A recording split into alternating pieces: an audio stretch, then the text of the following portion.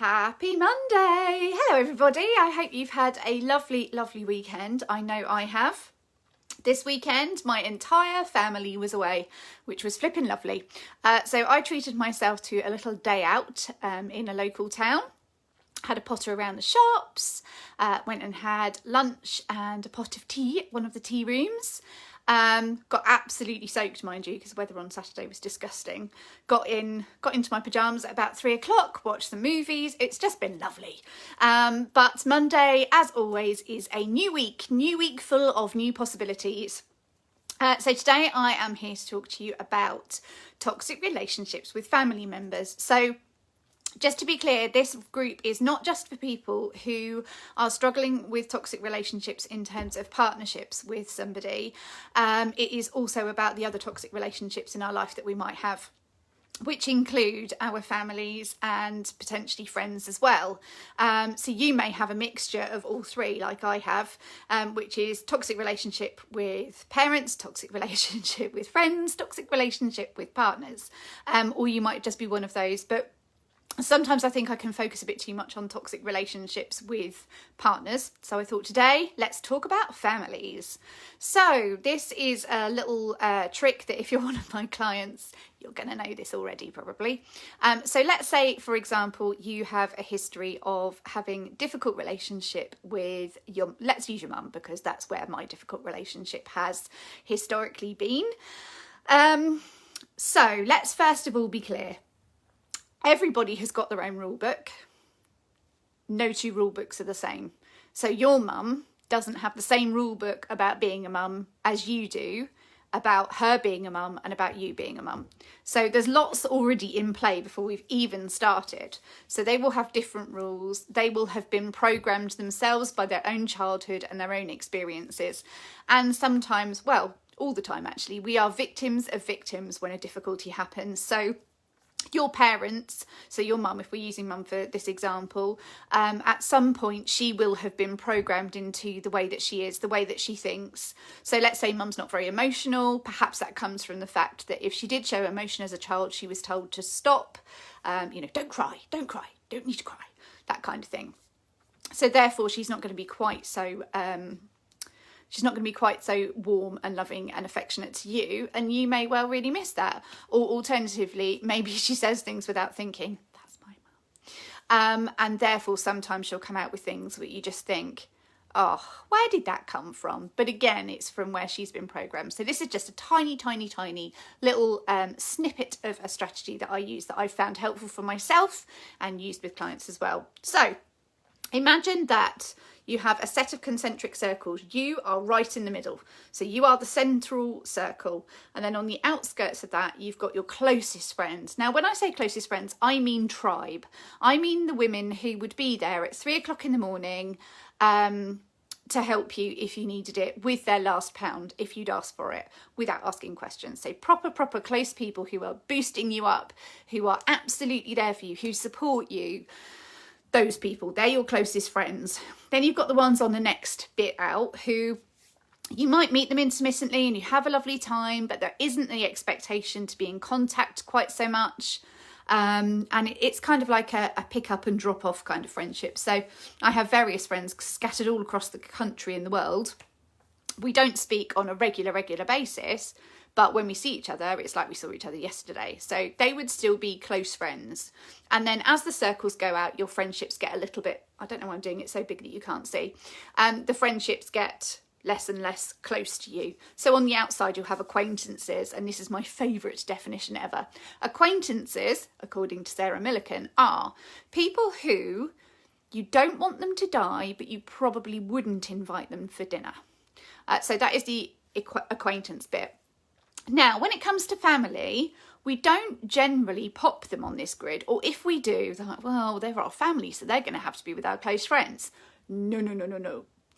Just because your family have that title of family, just because there is a blood tie, just because they are mum, they are dad, whoever it is, does not mean that they get to be in that closest centre to you. And there are two reasons why you need to grid them appropriately on these concentric circles. One is, take the expectation off you. If you've got that person in your closest little circle, how is that going to make you feel about how you should behave towards them? It may well make you feel that you've got to continue giving and giving and giving, even though what you're getting is either nothing at all or something quite unhealthy or unhelpful. So why would you do that? Why would you want to do that? So take the pressure off yourself. Put them, if they're earning a place in the outer circle, if they're earning a place in the acquaintances bit, then put them there.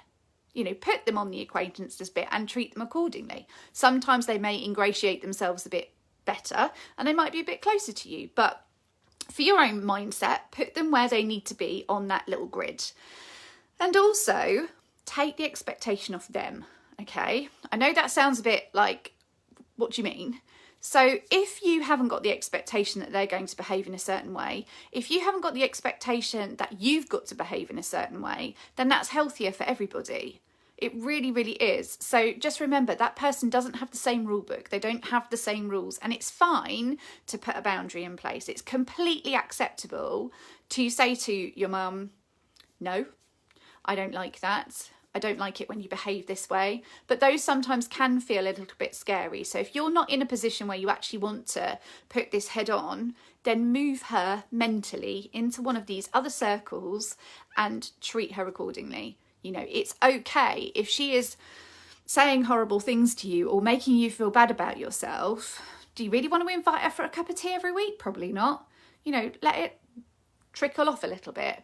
So just really do consider that when you are looking at where your family members fit into your life, think about what they're giving, what you're getting, what the expectations are, and move them accordingly. I hope that's helpful. I hope that's useful to you. As you've probably seen, I won't be live on here quite as much. It means that when I am live, it will be much more structured on Mondays and Thursdays. So there will be actually be sort of little takeaways to do. If I pop up at any other times, it's just for a quick chat, see how you are, check in with you and update what's going on with me. But as always, I love talking to you and I hope you have a good week. I'll see you for a structured live on Thursday at the same time. So every week now, Mondays, Thursdays, 11:45, and they will only be changed in case of dire emergency so that you get used to when you're going to be able to see and watch me. So hope that's helpful. And just a quick reminder that tonight is the fourth session of my Big Academy course, which is their last main training session. But tomorrow night at 6 o'clock, there will be a workshop on gratitude and abundance, and it would be absolutely lovely to see you there. It's free. It's going to be about 30 to 40 minutes. I'm not very good at talking very quick. Well, I can talk very quickly, but I just can't stop talking. So I would definitely allow the 45 if I'm saying about 30. It would be absolutely lovely to see you there if you want to sign up for it. Good morning, Tanya. Hope you're okay. Looking forward to seeing you tonight. That'll be a good session tonight. I've just finished the sort of the edges of that and I'm very excited. So it'd be lovely to see what you guys think later. But if you want to join the freebie masterclass tomorrow, just let me know. You can either do that by, there's another thread in this which has got a link in that you can go into the invite and say whether you're coming or not. If you can't come live, it's not a problem. I can send you the recording, but I need you to tell me that you would like to have that prior to me doing the recording. So please do let me know today or tomorrow before, say, 5 o'clock, so that I can make sure that you've got the link if you want to join and that I can send you the recording afterwards so that you can have a bit of a recap. So do just let me know about that. But like I say, it's a freebie. You get to come and see the kind of things that I do, see if you might be interested in working with me as a group or part of a group or as one-to-one.